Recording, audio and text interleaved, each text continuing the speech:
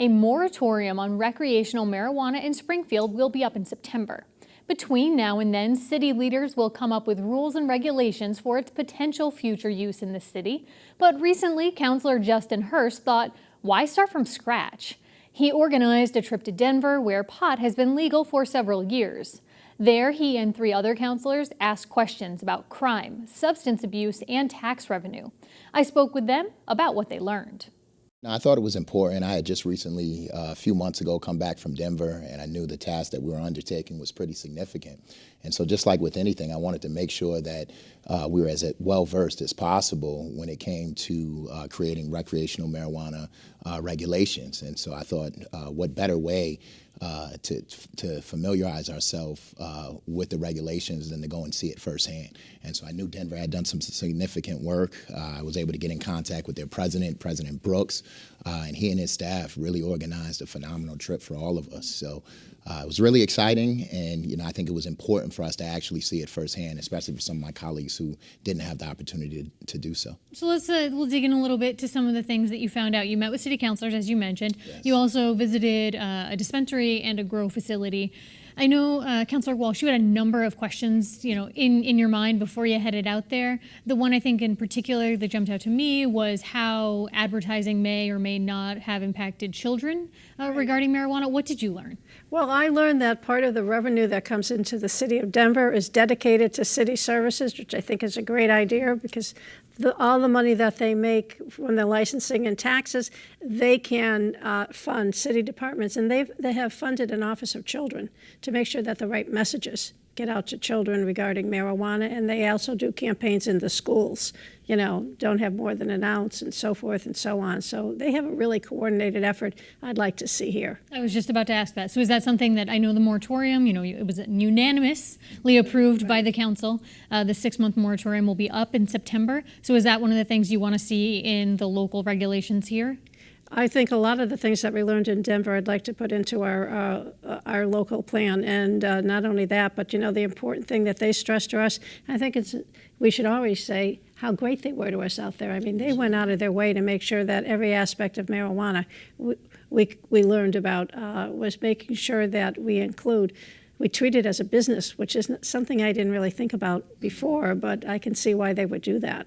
Councilor Gomez, I know, as a member of the Economic Development Committee here, you are concerned about the money aspect of this. Did you take a look at the taxes, and what did you learn? Well, what we've learned is they've generated almost about $50 million. I know they're a bigger city than Springfield, but seeing that they only took a portion, about $8.8 million, and threw it into the city and made different jobs in different departments, where kind of some of our departments are struggling, and what they've created from some of this revenue, and what they're proposing is to use some of this money to do affordable housing, which is a conversation that is happening in our region, and I know that we can capitalize on with people that are looking for housing or having problems with staying sustainable, but moreover just seeing how they operate and how they are very mindful on the different departments that you need to make sure that recreation is real and it's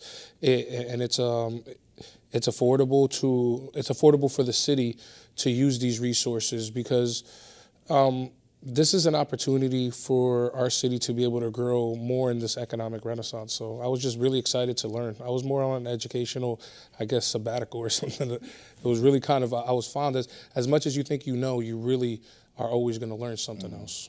Councilor Ramos, as I said, the council's decision for the moratorium was 12-0. Everyone voted in favor of it. But as I understand it, you've been opposed to the concept of having recreational marijuana, period. You voted against it when it came up on the ballot for voters to take a look at.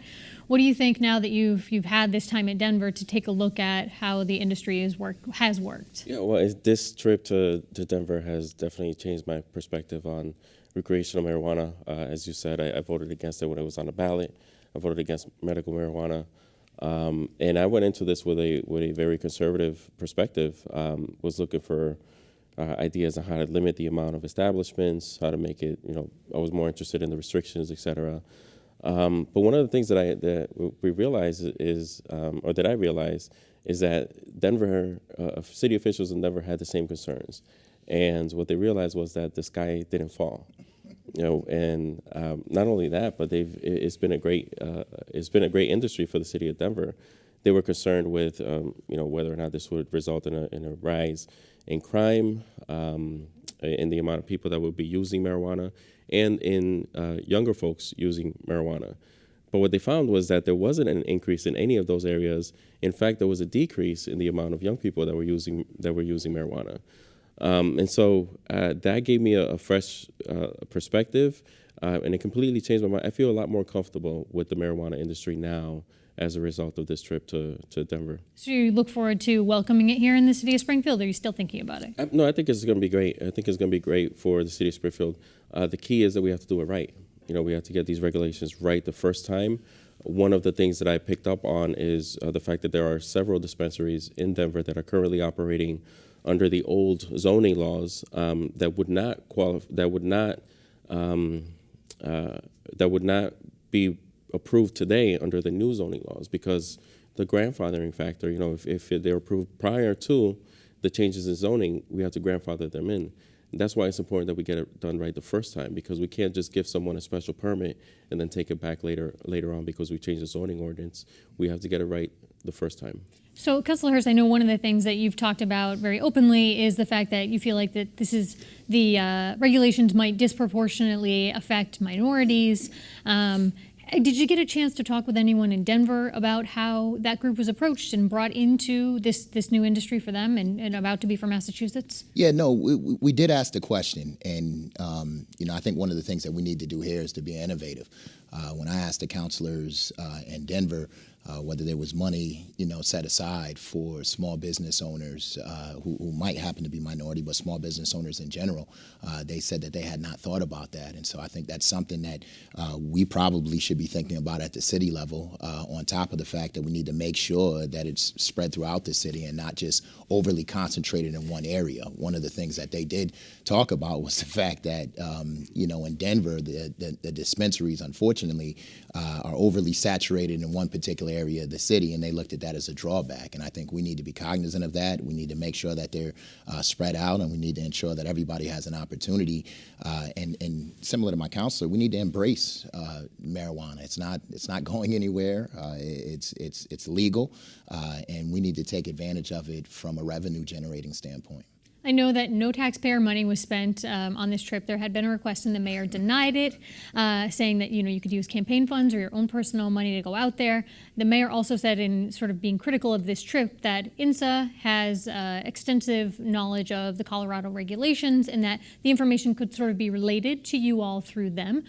Obviously you disagreed with the mayor. What do you think that you learned from the hands-on experience? I know you got to go and put on these very hazmat looking suits when you visited one of the dispensaries. Let me go back to my teaching days. There's nothing like hands-on experience to teach you about a subject. And we actually learned and saw for ourselves how they go from seed to sale. I mean, it was incredible to me, everything that goes into the production of marijuana for retail sales and so forth and so on, and the number of people that are working. I mean, I think anybody that didn't go with us will be happy to know how many people you can hire. I mean, we all want jobs, and everybody that was out there, I mean, they all were happy with what they were doing.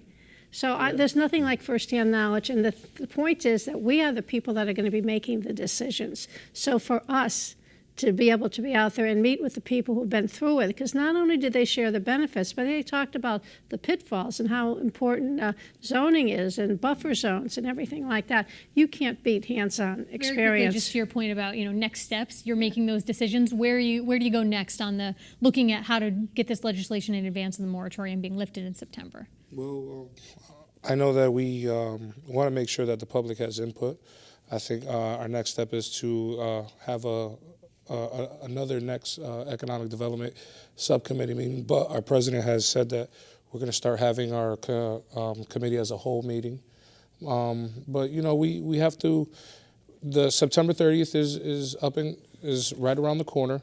So to be frank, we want to make sure that, we have all the information, all the input that we need, but who's to know if 3 months is enough time? I know people want to see this as fast as possible, but on the state level, we know that the state of Massachusetts has only issued one recreational license. And like Mr. President had stated, we want to make sure that we get this right the first time. Terrific. Councilors, I appreciate you coming in to talk to me today. Thanks so much.